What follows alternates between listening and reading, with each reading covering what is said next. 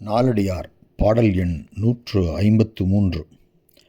நரம்பு எழுந்து நல்கூர்ந்தார் ஆயினும் சான்றோர் குரம்பு எழுந்து குற்றம் கொண்டு ஏறார் உரங்கவரா உள்ளமெனு நாரினால் கட்டி உளவரையால் செய்வர் செயற்பாலவை.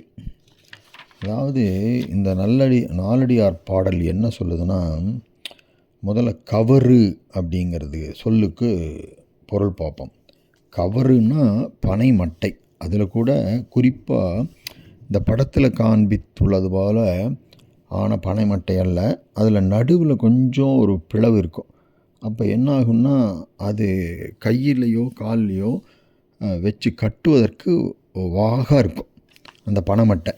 இந்த படத்தில் இருப்பதில் அந்த பிளவு இல்லை. அப்படி மனிதரின் கை கால் முதலிய உறுப்புகளில் ஏதேனும் ஒன்று ஒடிந்தோ நொறுங்கியோ நிலை பிசகியோ கூனிக்கொண்ட போது அதை நேராக அமைப்பதற்கு அந்த மட்டை வசதியாக இருக்கும். அந்த பின்னப்பட்ட அந்த அங்கத்திலே வைத்து நாரிட்டு கட்டுவது நம் நாட்டு ரண வைத்தியர்களின் வழக்கம். அப்போ அந்த கயிறோ நாரோ எதையோ ஒன்று வச்சு கட்டிட்டாங்கன்னா அந்த எலும்பு கூடிக்கொள்ளும். அதுதான் அந்த காலத்தில் வழக்கமாக இருந்திருக்குது. அந்த வழக்கம்தான் இந்த பாடலில் சொல்லப்படுகிறது. இவ்வாறு மட்டை வைத்து கட்டுவதால் பின்னப்பட்ட அங்கம் நேராகிவிடும். ஆனால் பிறவியிலேயே ஒரு அங்கம் கோணலாக இருந்தால் அது தீர்வதில்லை. இது குறித்து தான் கிராமத்தில் ஒரு பழமொழி உண்டு. பிறவி குணத்திற்கு மட்டை வைத்து கட்டினால் தீருமோ அப்படின்னு சொல்லுவாங்க. அதனுடைய பொருள் இதுதான்.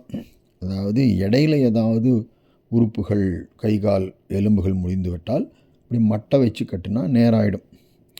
இவ்வாறு பனை மட்டையும் கயிறும் கோணலான அங்கத்தை நேராக்குதல் போல நல்ல அறிவும் முயற்சியும் ஒரு மனிதனுடைய மனத்தை, அதாவது கெட்ட வழியில் செல்லும் மனத்தை அடக்கி ஒழுங்கான வழியிலே செலுத்தக்கூடியனவாய் இருத்தலினாலே நம்முடைய அறிவு பனைமட்டையாகவும் முயற்சி கயிறாகவும் உருவகப்படுத்தி இந்த செய்யுளில் கூறப்பட்டுள்ளன.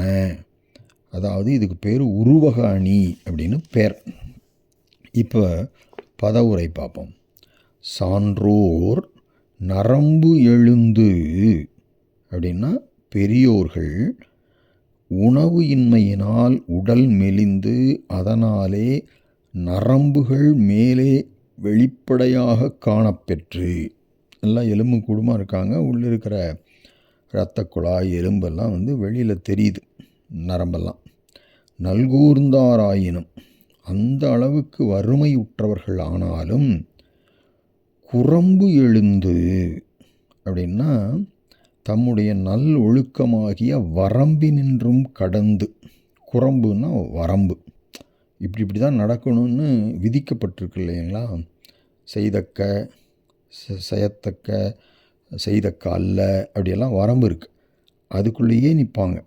அதை கடந்து குற்றம் கொண்டு தவறான செய்கையை மேற்கொண்டு ஏறார்னா அந்த செய்கையை மிகுந்து போக மாட்டாங்க.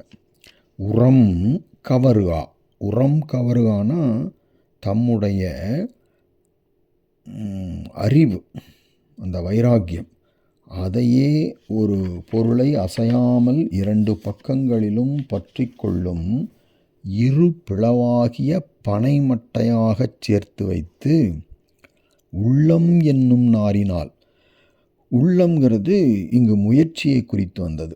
இந்த முயற்சி, விடாமுயற்சி என்கின்ற கயிற்றினாலே கட்டி பிணித்து, அதாவது மனத்தை அசையாமல் கட்டி வச்சு உளவரையால் செயற்பாலவை செய்வராம். அப்பவும் கூட நம்மக்கிட்ட முடிஞ்ச அளவுக்கு எவ்வளவு பொருள் கொடுக்க முடியுமோ, பொருளானது தமக்கு இருக்கின்ற அளவினாலே, அதாவது அவங்ககிட்ட இருக்கிற பொருள் அளவுக்கு தக்கபடி செய்தக்க நல்ல காரியங்களை செய்து கொண்டே இருப்பார்களாம். வறுமை வந்தாலும் சரி, என்ன வந்தாலும் சரி, ஒழுக்கத்தில் தவறமாட்டார்கள். இயன்ற அளவுக்கு தம்மிடம் உள்ள பொருள்களை கொண்டு நல்ல காரியங்களை செய்வார்கள் என்பது இந்த நாலடியார் பாடலின் கருத்து. இதே கருத்தை வலியுறுத்தும் ஒரு திருக்குறள், திருக்குறள் 956. அது என்ன சொல்லுது பாருங்க. சலம் பற்றி சார்பில செய்யார் மாசற்ற குலம் பற்றி வாழ்தும் என்பார். இந்த குறளுக்கு என்ன பொருள்னா, சலம் பற்றி சார்பில செய்யார் அப்படின்னா, சலம்னா வஞ்சனை, வஞ்சனையினை பற்றி கொண்டு சால்பு இல்லாதவற்றை ஒரு பொழுதும் செய்ய மாட்டார். யார் செய்ய மாட்டார்? மாசற்ற குலம் பற்றி வாழ்தும் என்பார். அதாவது குறைபாடு இல்லாத தம் குடி மரபு. குலம்னா இந்த திருக்குறளில் வர்றது பிறந்த ஜாதி அதல்ல, குடி மரபு. நமக்கு அப்பன் எப்படி இருந்தான், பாட்டன் எப்படி இருந்தான், எவ்வளோ ஒழுக்கமாக வாழ்ந்தார்கள், அதுதான் குடிமரபு. அந்த குடிமரபு காத்து வாழ்வோம் என்று எண்ணி வாழ்ந்து வருவோம் என கூறிக்கொள்பவர்கள் வஞ்சனையினை பற்றி கொண்டு சார்பு இல்லாதவற்றை ஒருபொழுதும் செய்ய மாட்டார். அந்த குறளினுடைய விரிவாக இந்த நாலடியார் பாடலை கொள்ளலாம்.